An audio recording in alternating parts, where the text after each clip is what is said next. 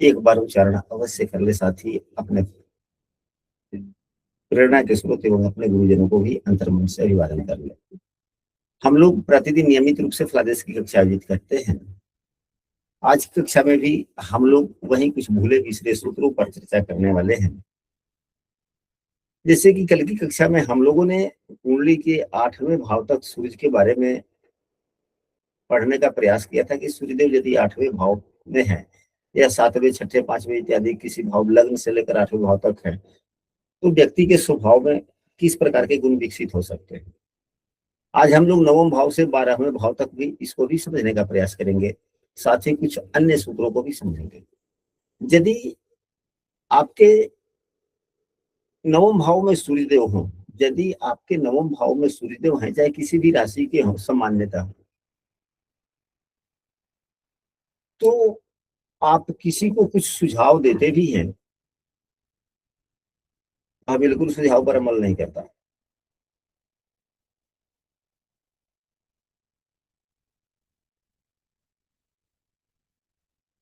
यदि 10वें भाव में सूर्यदेव होते हैं किसी भी स्थिति में हो, अब हाँ पापग्रह से पीड़ित हो जाए अलग की बात है, नीच राशि के हो जाए अलग बात है। व्यक्ति का व्यक्तित्व ही कुछ ऐसा होता है, अगर अच्छी स्थिति में है, केवल अपने नीच राशि के न हो, भले ही चाहे किसी भी राशि में कौन हो जाए, अपने नीच राशि में केवल न हो, तो व्यक्ति का व्यक्तित्व ही कुछ ऐसा होता है जो सबों से उसे अलग कर देता है।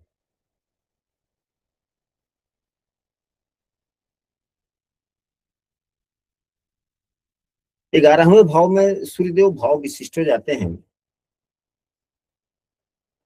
व्यक्ति की बातों में, व्यक्ति की इच्छाओं में एक अलग प्रकार का स्वाभिमान पाया जाता है। आत्मबल काफी होती है बाने में, ऐसा व्यक्ति कह सकता है। वह व्यक्ति जो भी बातें बोलता है अपनी पूरी क्षमता के साथ में बोलता है। यदि सूर्यदेव 11वें भाव में तो पूरी क्षमता के साथ बोलता है। दूसरे शब्दों में हम लोग ऐसे कह सकते हैं कि व्यक्ति हो सकता है कि यह भी कहने वाला हो कि तुम मुझे नहीं जानते कि मैं क्या हूं, मैं कौन हूं जानते हो तुम, इस प्रकार की बात। यानी कि हम जो हैं उस मतलब हमारी वास्तविकता क्या है, इसका एहसास उसे सदैव रहता है। जिसके 12वें भाव में सूर्यदेव होते हैं, तो आप पाएंगे कि आप किसी के लिए अच्छा करते हैं, लेकिन वह रिटर्निंग आपको नहीं देता, यानी कि आपका वह कृतज्ञ कृतज्ञ नहीं बनता। यानी कि आप जिसके लिए कुछ कर देते हैं, उसका परिणाम आपको रिटर्निंग नहीं मिलता। जैसे किसी का आप सहयोग सहायता करते हैं, किसी भी प्रकार से मदद कर देते हैं, किसी इच्छा से किया चलो भाई मैंने इसका मदद कर दिया, भविष्य में मेरा भी करेगा, तो यदि आपके 12वें भाव में सूर्यदेव है तो यह आशा नहीं की जाती, क्योंकि रिटर्निंग का भाव ही नहीं है 12वां। 12वां तो समाप्ति का भाव है, अंत का भाव है। तो आज की कक्षा में जितने सदस्य उपस्थित हैं, क्या 9वें भाव से लेकर 12वें भाव के बीच में क्या आप लोगों के सूर्यदेव हैं? यदि हैं तो क्या आप में यह गुण पाए जाते हैं? जी गुरुजी, मेरे 12वें भाव में है सूर्य, और मैं कुछ भी करती हूँ तो मैं ये नहीं सोचती कि कोई रिटर्न में मुझे कुछ देगा, और मिलता भी नहीं होगा। जी मिलता भी नहीं है, ये भी है। हमारे कहने का मतलब आप कुछ करते हैं, आप क्या सोच के करते हैं, मेरा कहना वो नहीं था। मेरा कहना यह था कि यदि आप काम करते हैं, किसी का मदद हेल्प करते हैं, तो वह बदले में आपको बहाना बना के टाल जाता है जब आपका समय आता है। जी जी। तो कहने का मतलब यह है कि यहाँ से हमें क्या शिक्षा मिली कि यदि 12वें भाव के सूर्यदेव हैं तो अपने स्वेच्छा से किसी की मदद न करें, लेकिन यदि कोई मदद मांगता है तो दिल खोल के मदद करें। जब तक मदद ना मांगे स्वेच्छा से मदद करने से बचे। जी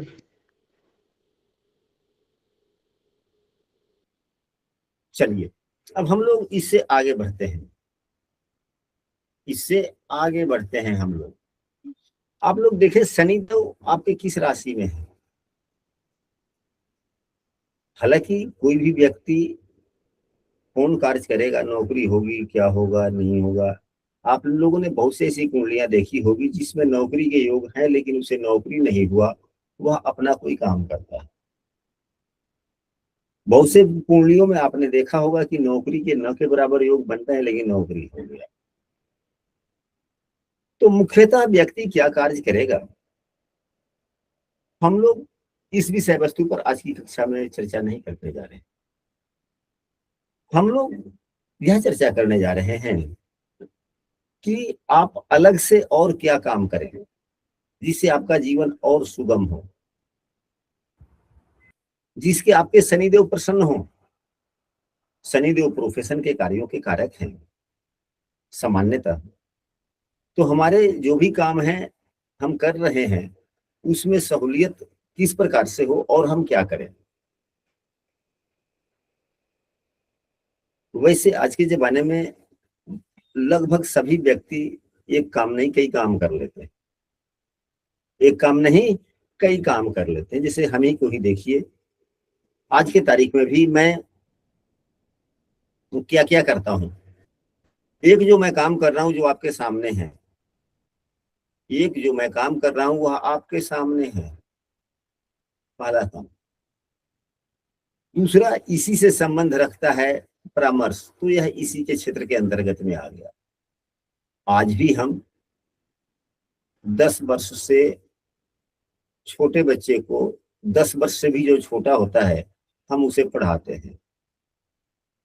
1 घंटा तो इसे पढ़ाएंगे ही पढ़ाएंगे। दूसरा और भी ढेर सारे काम हैं। कर्मकांड नहीं, हम पूजा पाठ नहीं करवाते, उसमें हमारी अभी रुचि नहीं है।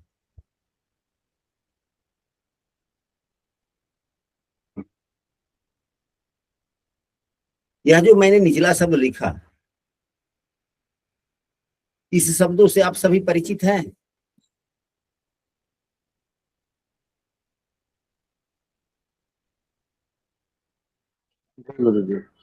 क्या इस निचले शब्द से क्या आप सभी परिचित हैं? अमानत। जी गुरु जी। किसे कहा जाता है अमानत?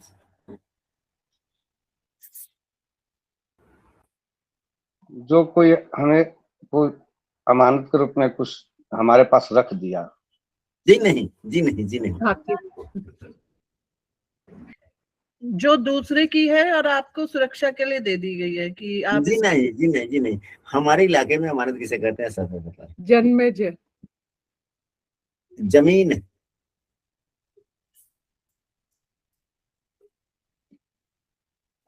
मैंने खेती बाड़ी का जमीन हो, घर का जमीन हो, उसका नापी जोखी बाई नक्शा। आप समझ गए? जी, अमीन का काम। अमीन का काम हम करते हैं। और जो अमीन वाली बात आ जाती है वो जो कहीं से नहीं हो पाता है, जो विवाद नहीं शांत होता, तो फिर लोग मेरे पास में आते हैं, हम जाते हैं। यह मेरा शौक है, यह भी शौक है, यह भी छोटे बच्चे को पढ़ाना यह भी शौक है। और यह तो खैर अब शौक कहिए, प्रोफेशन कहिए, जो भी कहिए। तो हम भी तो 3 काम करते हैं ना। ये जो पहला काम हुआ जो आपके सामने है, यह ठीक उसके विपरीत में ये नीचे वाला है, लेकिन काम तो करते हैं। तो ठीक उसी प्रकार से कार्यों में सहूलियत। अब मैं नहीं जानता कि मेरी कुंडली क्या है, हमारे जन्म तिथि के बारे में मुझे क्या, वो भी जो जैसे हो। तो आप अपने शनिदेव को देखें। यदि शनिदेव आपके किस राशि में है, उस राशि से संबंधित कुछ काम जरूर करें। उस राशि से संबंधित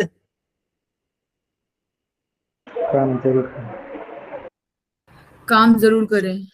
हाँ, आपके शनिदेव जिस राशि में है उस राशि के अनुरूप जरूर कुछ ना कुछ करें, आपको सहूलियत होगी।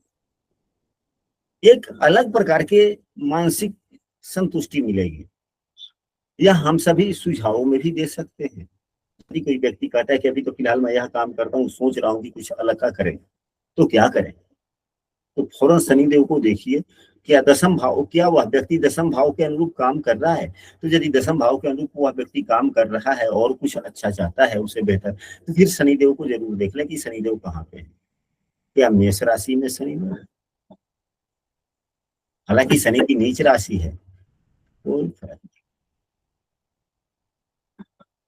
तो मेष राशि में यदि शनिदेव हो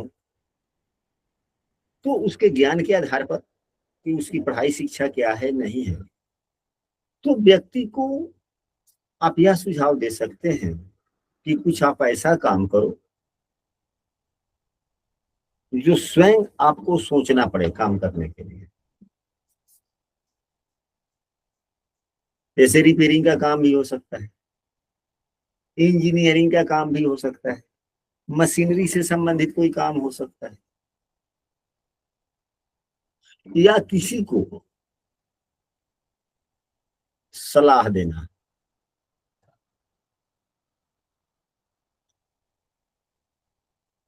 लीगल एडवाइजर भी जिसे कहा जा सकता है। यदि यही शनिदेव वृषभ राशि में हो, ये नहीं कि दूसरे भाव में, वृषभ राशि चाहे किसी भी है,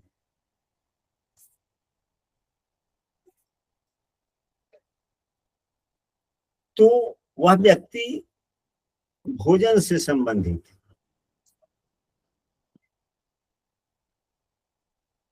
यदि वह दुकानदारी ही करता है, व्यवसाय ही कर रहा है, तो उसको कहें कि अकॉर्डिंग टू इन्वायरमेंट कुछ ना कुछ भोजन से संबंधित, खाने से संबंधित वस्तु दुकान में जरूर रखें। ये नहीं कि होटल खोल ले। यदि किराने की दुकान चलाता है वो, तो कुछ खाने पीने की सामान रखने की दुकान, और वह कच्चा सामान हो, जैसे पनीर हुआ, पनीर भी रखें।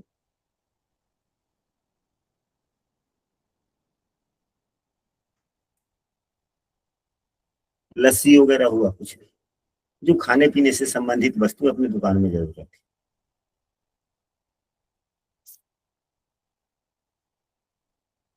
विश्वास वाली बात, पैसे से संबंधित, वैसे व्यक्ति को आप जरूर सलाह दें कि आप बैंक में आरडी खोले। क्या खोले? आरडी खोले। जिसके शनिदेव वृषभ राशि में है, बैंक में आरडी खोले। या अगर कुंडली में शेयर बाजार इत्यादि से संबंधित योग है और व्यक्ति उसके इच्छुक है, तो आप सुझाव सलाह उसे दे सकते हैं। नहीं तो वृषभ राशि में यदि शनिदेव है तो आरडी जरूर ही चलाएं, चाहे वह 10 रुपए प्रति महीने का ही क्यों ना, अकॉर्डिंग टू आय, अकॉर्डिंग टू स्थिति के अनुसार आरडी जरूर।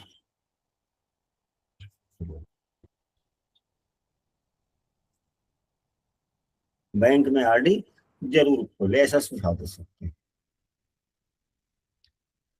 आरडी क्या हुआ सर?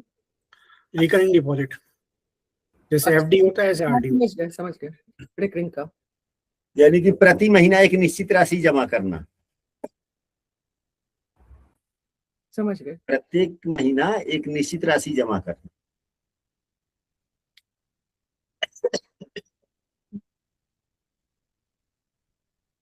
हाँ जी, जयप्रकाश जी बोले। गुरु जी प्रणाम। गुरु जी, अगर जैसे आपने कहा कि शनि वृषभ राशि में है, लेकिन वहां पे कोई और भी ग्रह साथ में बैठा हुआ है, तो उससे क्या लेना देना? अच्छा शनि प्रोफेशन के कारक है, अच्छा और दूसरे ग्रह तो नहीं है ना। जी शनि एवं राशि को संबंध की किस राशि में शनिदेव है। ठीक। शनिदेव यदि मिथुन राशि में है, शनिदेव यदि मिथुन राशि में है,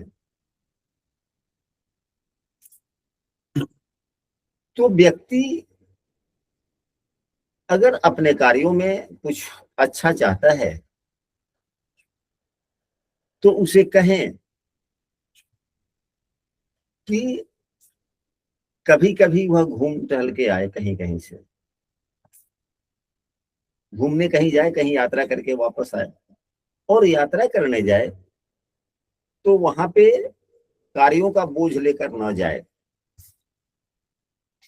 यानी कि छुट्टी मनाने के लिए जाए।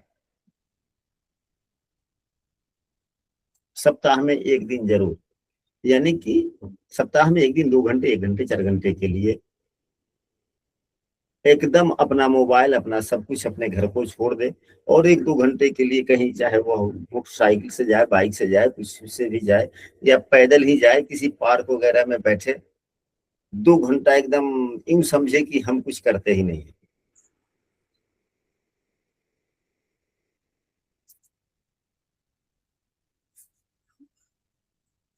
यदि शनिदेव मिथुन राशि में है, ऐसे व्यक्ति को आप सुझाव दे सकते हैं कि आप दैनिक डायरी लिखें। दैनिक डायरी लिखें। बहुत से व्यक्ति पहले के जमाने में, हालांकि आज के जमाने में भी लोग डायरी लिखा करते हैं, मैं तो नहीं लिखता दैनिक डायरी कि मैंने आज क्या किया या हम क्या समझ। वह दैनिक डायरी लिखे। प्रत्येक शाम में डायरी लिखने के बाद में तब भोजन करें। फिर देखिएगा उसके कार्यों में कितनी सहूलियत हो रही है, कार्यों में समस्याएं जो आ रही है कुछ दिनों में अपने आप धीरे धीरे समाप्त होने लगती है। ये सभी टोटके होते हैं।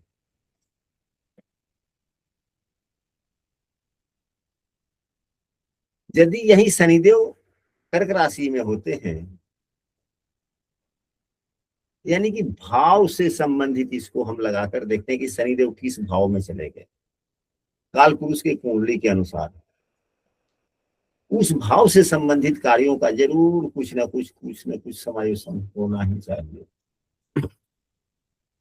हमने जो कहा तीसरे भाव तक, अब चौथे भाव की कर लेते हैं।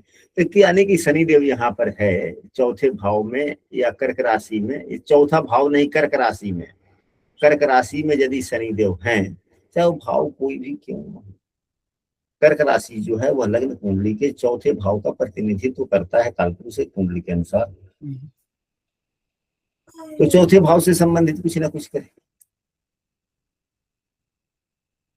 चौथा भाव प्रॉपर्टी का है, खेती का है, पशुपालन का है, डेयरी उद्योग का है, तरल पदार्थ से संबंधित, क्योंकि चौथे भाव में तो चौथी राशि तो वह ये है जल तत्व की राशि।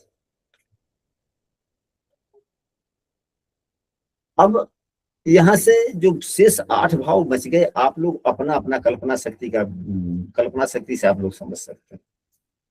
यदि किसी राशि को, यदि किसी व्यक्ति को न समझ में आ रहा तो चर्चा कर सकता है। मीन राशि में गुरुदेव, मीन राशि में तो मीन राशि तो जीवन की अंतिम राशि, आध्यात्मिक राशि हो जाती है।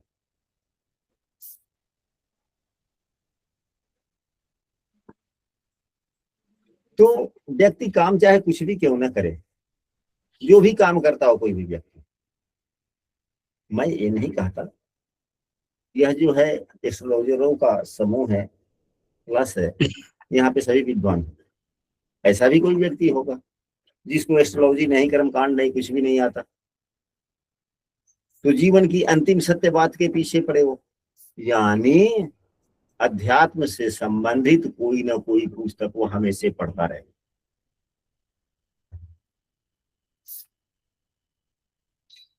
आप देखेंगे यदि आप ही के कुंडली में, आप महीना दिन पढ़ के तो देखिए, एक ही पन्ना पढ़िए ना लगातार गीता का, फिर देखिए कि आपके जीवन में, आपके कार्यों में कितना सुगमता बढ़ता चला जाता है।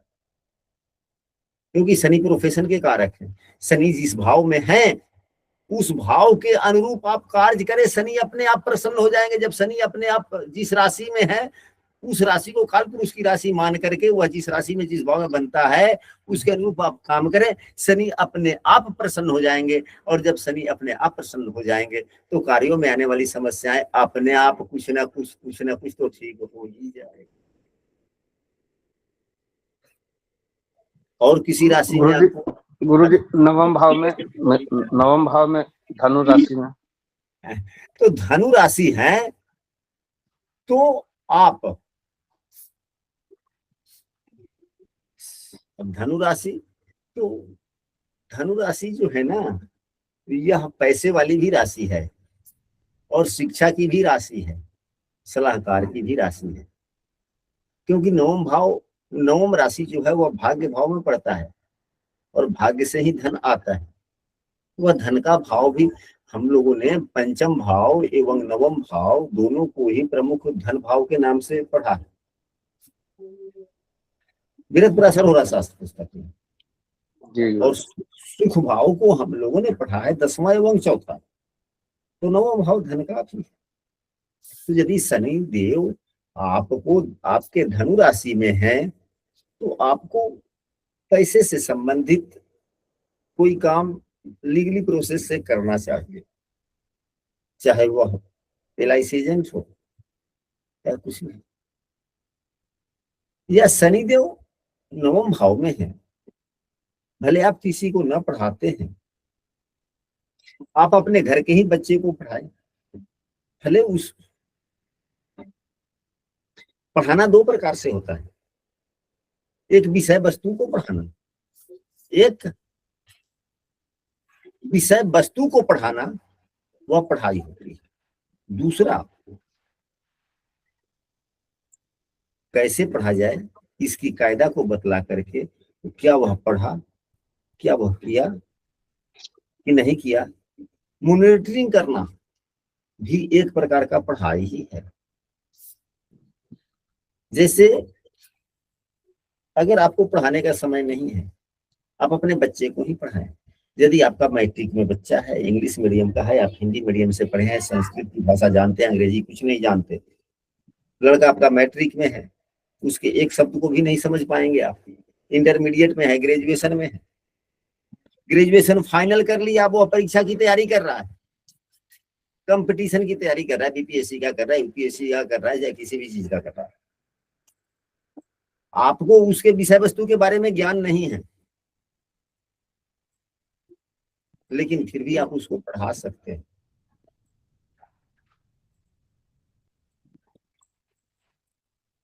कैसे? क्योंकि पढ़ाना तो है, धनुराशि में शनि है तो शिक्षा तो देना है। अब इसको आप कैसे उपयोग कर लेंगे? तो कोई भी कार्य की ढंग उसको बतलाएं, नहीं आता है बतलाने, तो अकॉर्डिंग टू पढ़ाई का क्वेश्चन बैंक लाएं, प्रैक्टिस सेट लाएं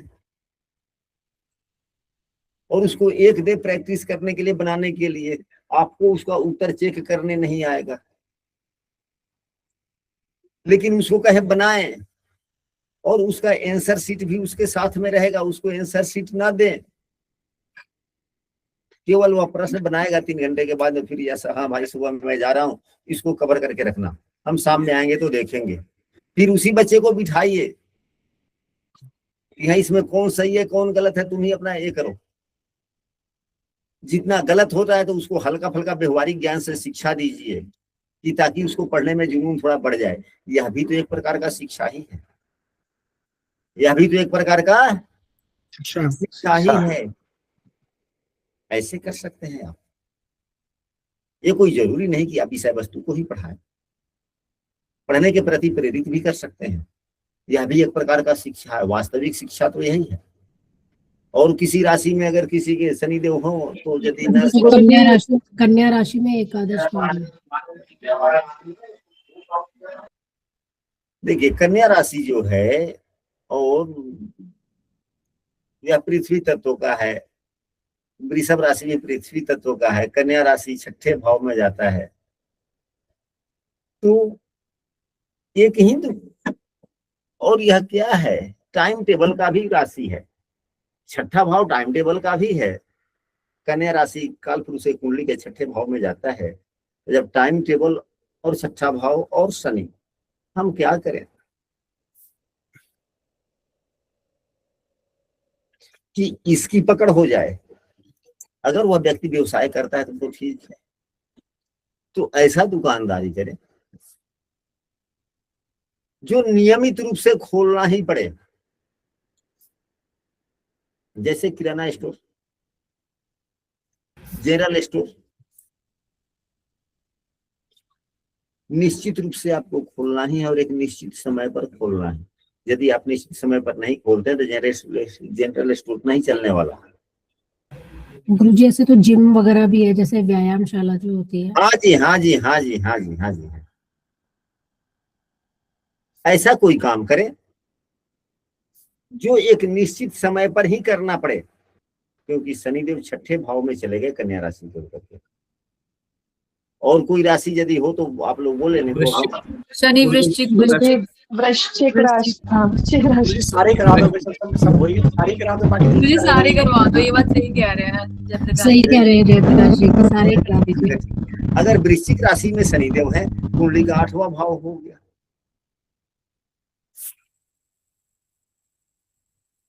तो आपके पास में जो भी समस्याएं आ रही है कार्यों से संबंधित, उसको सीधे जो ही काम नहीं हो रहा था किसी से उसके बारे में आप सुझाव ना लें। पहले आप उसको एक बार टेक करके देखें, अपनी गलतियों को पकड़े कि हमसे गलती कहाँ हुई, उसको सुधारते हुए एक बार जरूर काम करने का प्रयास करें, क्योंकि 8वां भाव रिसर्च का है। इसको और भी हो सकता है। अब पुस्तकों में तो पढ़ने को यह मिल सकता है कि व्यक्ति रिसर्च कर सकता है, खोज कार्य कर सकता है, यात्रा से संबंधी कार्य कर सकता है। 8वां भाव आकस्मिक धन लाभ का है तो भाई शेयर बाजार का भी काम कर लो। 8वां भाव रिसर्च का है तो इंजीनियरिंग से भी कर लो। यह पुस्तकें की बातें हैं। व्यवहारिक बात यह है कि आप जो भी काम करते हैं करते रहें, लेकिन यदि शनिदेव आपके वृश्चिक राशि में है तो आपके जीवन में जो भी काम कर रहे हो, अगर उसमें कम से कम कोई समस्याएं आ रही है तो उसका पहल करने का काम पहला स्वयं आप करने का प्रयास करें। या यदि आपके कार्यों में ही समस्या हो रही, तो रिकवर आप अपने से करें, अपने पुराने त्रुटियों को देखें कि हमसे गलतियां कहाँ हुई, उसको सुधार करते हुए पुनः काम करने का प्रयास करें। फिर देखेंगे 2-3 महीनों में, देखिए आपके कार्यों की समस्या धीरे धीरे समाप्त।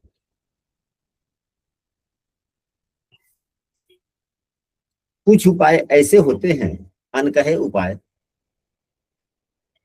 जो व्यक्ति के जितना विवेकशीलता बढ़ती चली जाती है, कल्पना शक्ति बढ़ती चली जाती है, अपने आप उपाय बनते चले जाते हैं। चलिए अब हम लोग अगले विषय वस्तु पर चलते हैं। ऐसा करते हैं, सिंह राशि रह गई गुरुजी, सिंह राशि, शनि सिंह राशि करवा दीजिए गुरु, सब सारी करवा दीजिए गुरु। और क्या, बस सिंह रह गई। तो फिर और आप लोगों के लिए क्या रह जाएगा? तो गुरु जी जब बाकी 8 हो गए तो 4 भी करवा दीजिए। कुंभ रह गया, कुंभ और शनि।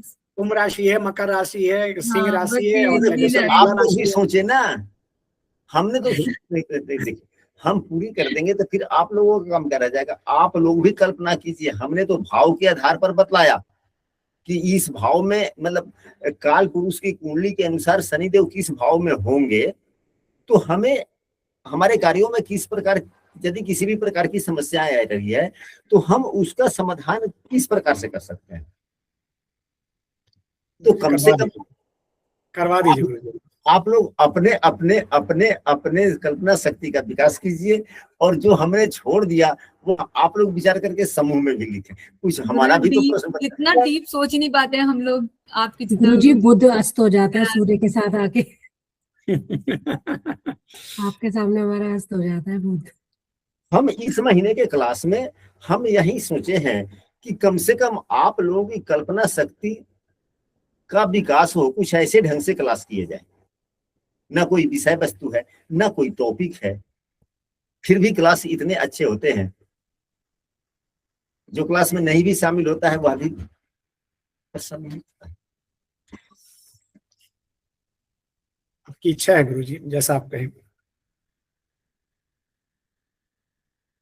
नहीं तो हमारी इच्छा ये है, हमने यह सोच के आज क्लास में बैठे हैं कि 2-3 राशि के हम बोल देंगे, इसके बाद में 1-2 व्यक्ति का जो प्रश्न होगा उस पर बोल देंगे, शेष 2-4 राशि को हम आप लोगों पर छोड़ देंगे, और देखते हैं कि कल आप लोग अपने अपने हिसाब से क्या लिखते हैं समूह में, कि कोई नहीं लिखता है। 4 आपने बताई, 4 लोगों ने पूछ ली तो 4 ही तो बची हैं, तो मैं यही बात कर रहा हूँ ना। तो फिर हमारा इच्छा कहाँ जाएगा? हम ठीक है, प्रतिदिन आप लोगों की इच्छाओं का मान रखते हैं, तो एक दिन हमारी इच्छाओं का भी तो मान रख लीजिए। जरूर गुरु जी, जरूर। चलिए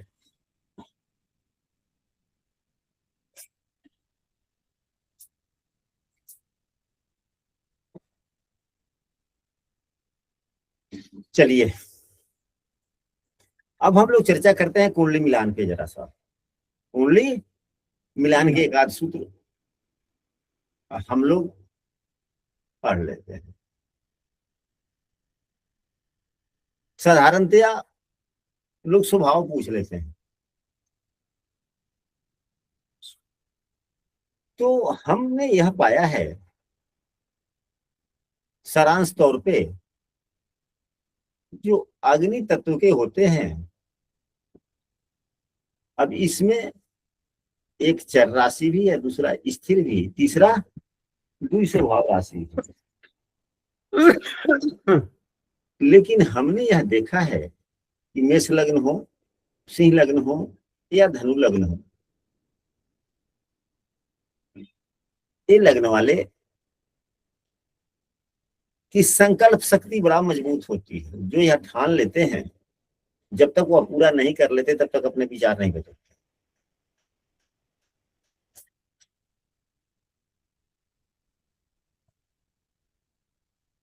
या राशि वाले भी समझ सकते हैं कि मेष राशि, सिंह राशि, धनु राशि वाले,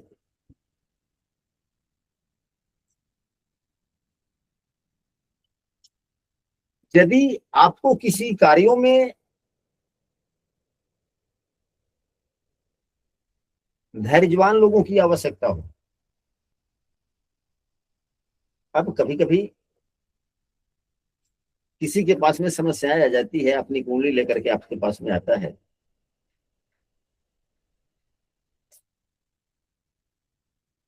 काम कुछ लंबे दिनों में समाधान होने वाला होता है, और वह कहता है कि समझ में नहीं आता कि हम किससे सुझाव सलाह लें, हम किसका सहयोग लें। क्या इस प्रकार के हम किसका सुझाव सलाह लें, किसका सहयोग लें, क्या इस प्रकार के प्रश्न कभी आप लोगों के जहन में आए हैं या नहीं आए हैं?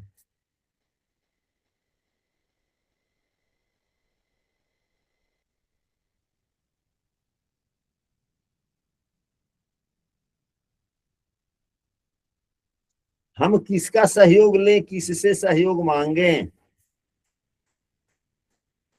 यह बातें समझ में नहीं आ रही है।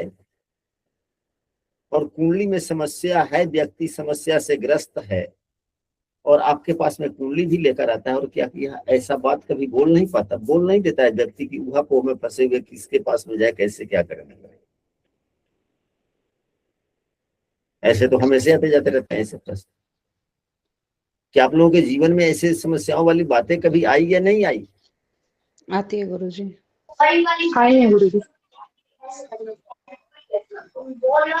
फिर यदि आप एस्ट्रोलॉजर हैं, आपके पास में मेरी ही कुंडली चली जाए और हम इस प्रकार के समस्याओं में, उलझन में हम पड़े हुए, और आपसे कहे कि हम किससे सहयोग लें, समझ में नहीं आता, और कुंडली आपके पास में हो,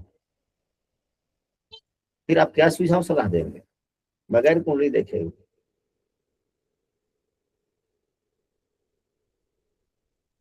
फिर लगे हाथ कुंडली देखना पसंद शुरू करेंगे, पता नहीं सूत्र समझ में आएगा कि नहीं आएगा, पता नहीं सूत्र समझ में आएगा कि नहीं आए।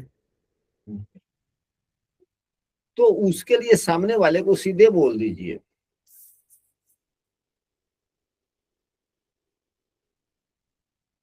पृथ्वी तत्व। कौन से तत्व?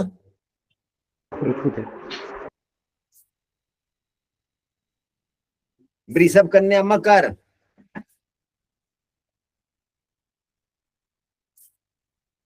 इस राशि वाले के लोग, अब उन्हीं से पूछे कि हाँ भाई आपके मित्र कौन कौन है, जरा 2 4 10 मित्रों के नाम बतलाएं। अब उसमें जो वृषभ राशि के हो, या कन्या राशि के हो, या मकर राशि के हो, उन दोस्तों को नाम दे दे कि भाई इस दोस्त के से जाइए, कीजिए और विश्वास कीजिए, आपका साथ हो जाएगा। क्योंकि पृथ्वी तत्व के लोग बड़े विश्वासी होते हैं, धैर्यवान होते हैं। अब पृथ्वी तत्व के वाले लोग, राशि वाले के लोग धैर्यवान होते हैं, तो यह तो उसका गुण है। तो इन गुणों का दूसरों पर कैसे अप्लाई हो सकता है, दूसरे के समस्या में कैसे हो सकता है? क्या यह सभी चर्चा का विषय है या नहीं है? जी।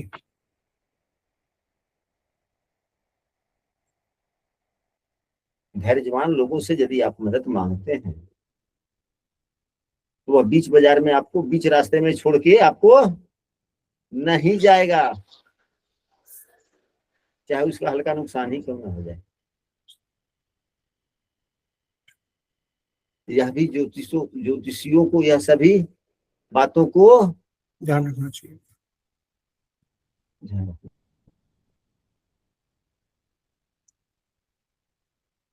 एक बातें हैं, क्या कोई कर्क राशि या कर्क लग्न का व्यक्ति है अभी उपस्थित कक्षा में? जी गुरुजी, मेरा कर्क लगाना है। तो आप जितना ठोकर खाते हैं उतना ही आपको आगे बढ़ते हैं। जी गुरुजी, बिल्कुल सही।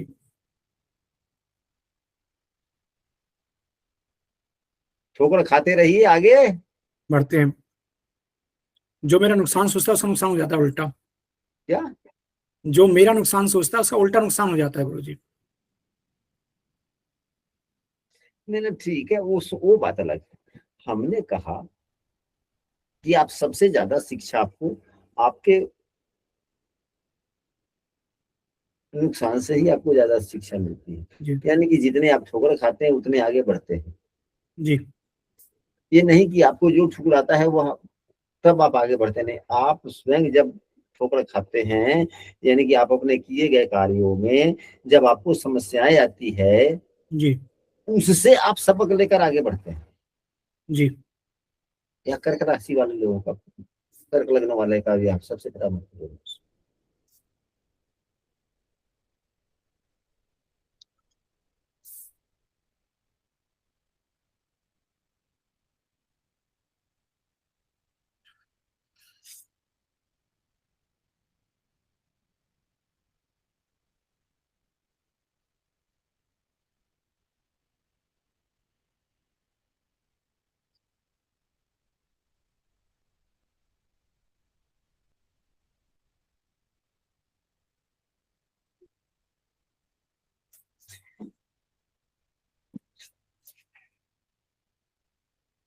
सूर्य कब खराब होते हैं कुंडली में? प्रश्न मेरा, सूर्य कब खराब होते हैं? राहु के साथ युति हो गुरुजी, या राहु की दृष्टि हो, या तो ग्रह योग होगा, बहुत ही उत्तम बात है। शनि की राशि पे। गुरुजी, जब आप दूसरे का अपमान करें, घर आए मेहमान का, बड़ों का, पिता समान का, तब सूर्य खराब होने लगते हैं। हाँ जी, हाँ जी, ये बात सोचता हूँ। वैसे ग्रह योग के आधार पर जब सूर्य शुक्र के साथ या शनि के साथ, राहु के साथ या केतु के साथ जब युद्ध होता है तो यह ग्रह योग के आधार पर सूर्य खराब होता है।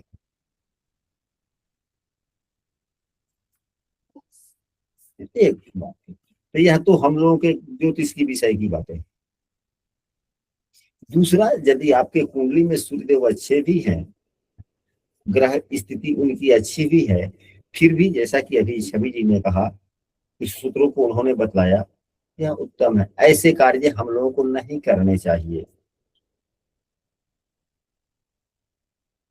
अगर हम लोग ऐसे कार्य करते हैं, सबसे पहला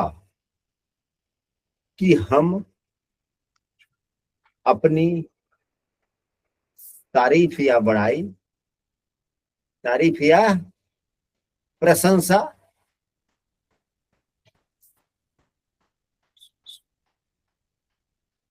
सुनने को इच्छुक हो जाए, मतलब हम अपनी प्रशंसा सुनना पसंद करते हैं, पसंद करते हैं, तो समझे कि हम अपना सूर्य स्वयं खराब कर रहे हैं।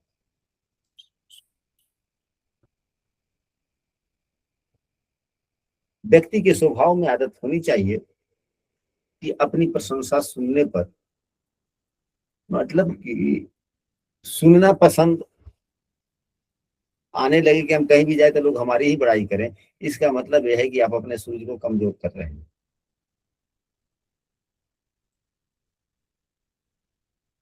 जो हम नहीं हैं, दूसरा जो हम नहीं हैं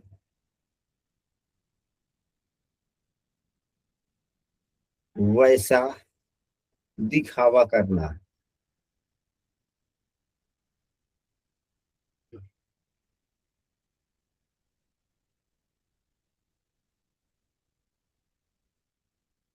मतलब कि जो गुण मुझ में नहीं है उस गुण का दिखावा करना यदि हम करते हैं तो भी हमारे सूर्यदेव खराब होते हैं। अगर वो अच्छी राशि में है, अच्छे भाव में है, लेकिन यदि यह हमारी आदत हो जाती है तो फिर सूर्यदेव अपने अपने आप धीरे धीरे धीरे धीरे धीरे कमजोर हो जाते हैं। वो अच्छे फल नहीं देते, फिर उनकी दशाएं अच्छी फल नहीं देगी, क्योंकि हमने अपने कर्तव्यों से, हमने अपने कर्मों के द्वारा उनको अच्छे से खराब में बदल दिया। यानी कि पूर्व के कर्म हमने पूर्व में क्या किया उसी का प्रायश्चित अभी भोगने, यानी वर्तमान की समस्याएं आ जाती है।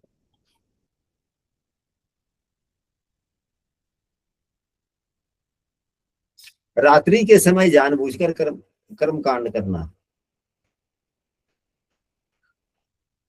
कर्म कांड भी रात्रि में।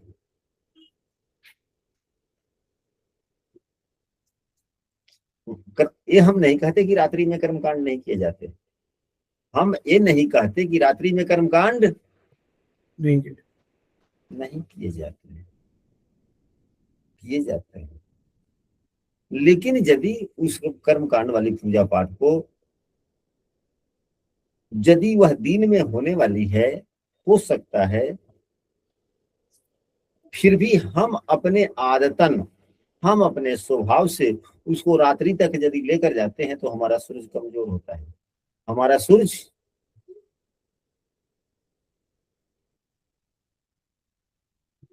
कमजोर होता है।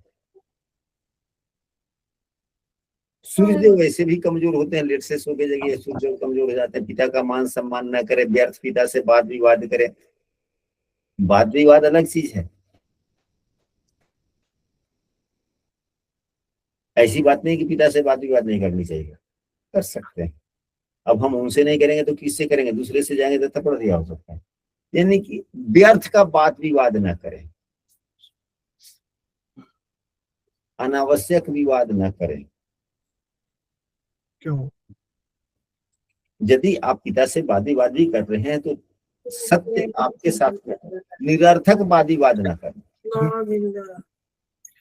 हालांकि पिता तो पिता है, पिता से किसी भी प्रकार का विवाद उत्तम नहीं है।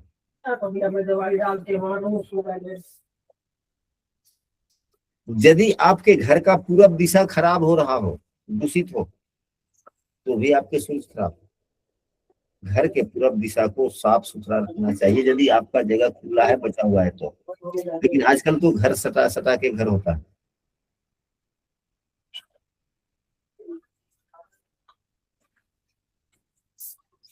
यदि हो सके तो घर के पूरब दिशा से कोई अगर दीवार वाल हो, अगर रोशनी आने की संभावना हो तो एक खिड़की अवश्य लगा दे। पूरब की तरफ से आने वाले घर के अंदर की सूरज की रोशनी सदैव घर को शुभ रखता है, सदैव घर को।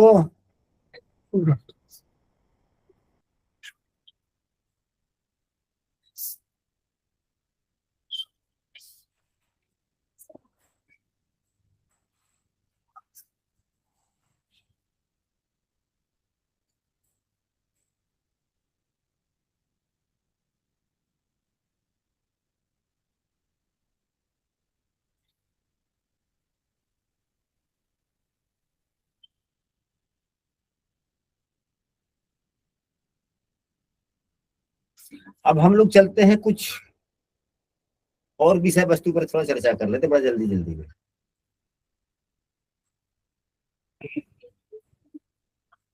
बातें याद आ गई तो कर ही लेते हैं, अब भूल जाएंगे तो फिर भूल गए, क्योंकि हम भूलते बहुत हैं। अच्छा, अभी तक हम लोगों ने बकरी ग्रहों पर, किस किस ग्रहों पर हम लोगों ने चर्चा किया है?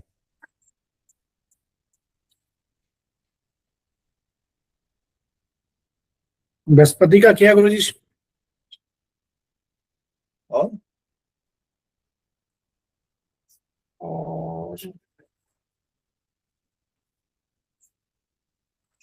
पांच ही ग्रह तो बकरी हो सकते हैं, जी मंगल, बुध, गुरु, शुक्र, शनि। शनि।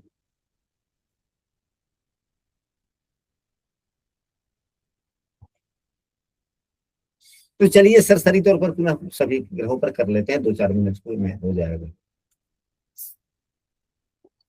सामान्यतः कोई भी ग्रह बकरी तब होता है, सामान्यतः कोई भी ग्रह बकरी तब होता है जब वह सूर्य से 5वें, 6ठे, 7वें या 8वें होता है, फिर वो ग्रह बकरी होने की संभावना बन सकती है। सामान्यतः या नियम, कोई भी ग्रह जो बकरी होता है, चाहे मंगल हो, बुध हो, गुरु हो, शुक्र हो या शनि हो, वह जिस भाव का स्वामी होता है अपने भावों के फलों में थोड़ा वृद्धि करता है। लेकिन बकरी ग्रह जिस भाव में बैठते हैं उस भाव से संबंधित कार्यों में थोड़ा सा समस्याएं, परेशानियां, देरी कर देते हैं।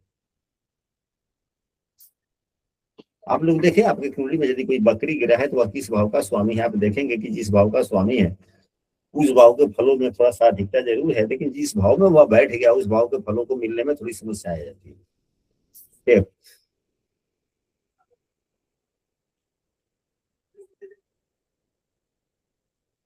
शनि बकरी है तो 2 गुना मेहनत करवाता है।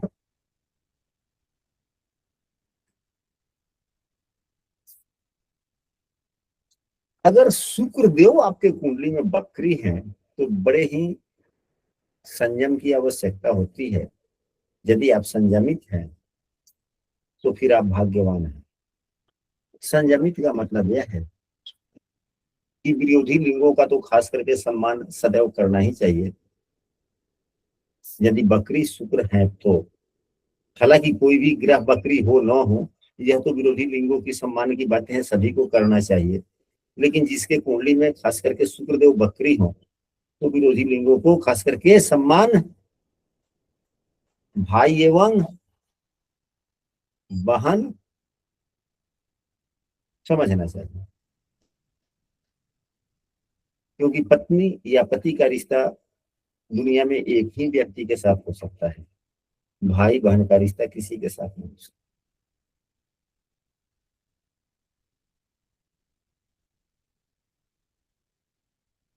यदि मंगल देव बकरी है तो क्या सावधानी रखनी चाहिए? कोई भी हथियार पास में न रखें। गांव देहात में पहले के जमाने में होता था, लोग चाकू वाकू रखते थे खैनी तंबाकू काटने के लिए, कसैली वैसेली काटने के लिए। क्योंकि मंगल बकरी होता है तो कभी कभी गुस्सा भी दिलाता है, इसलिए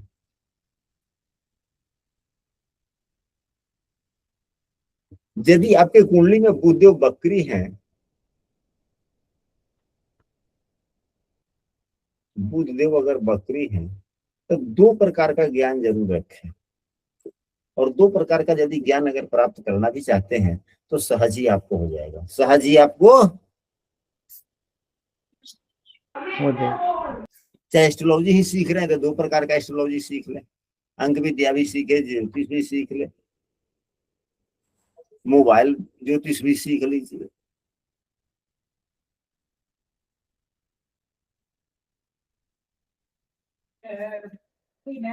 तो ये हुआ। तो आज की कक्षा में हम लोग यहीं तक रखते हैं।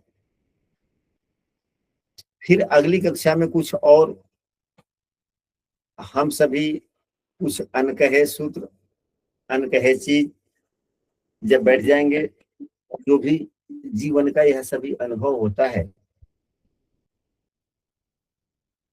उस पर चर्चा हम लोग पुनः करेंगे।